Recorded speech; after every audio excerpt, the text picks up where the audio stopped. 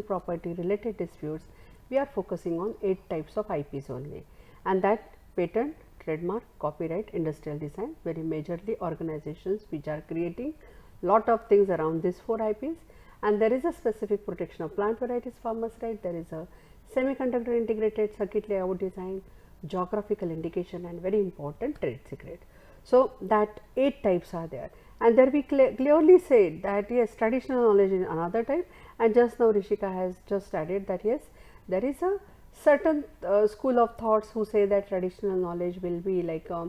considered under IP, some are saying that it is not IP and separate system will require. So, these different opinions are there. If we consider as researchers of IP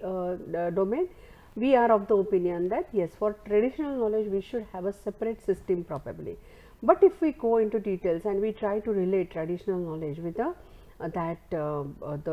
current system which is available, we can see some we can say the insights are there or some IPs are there which can be utilized, but there are challenges also. So, we will go into details of that particular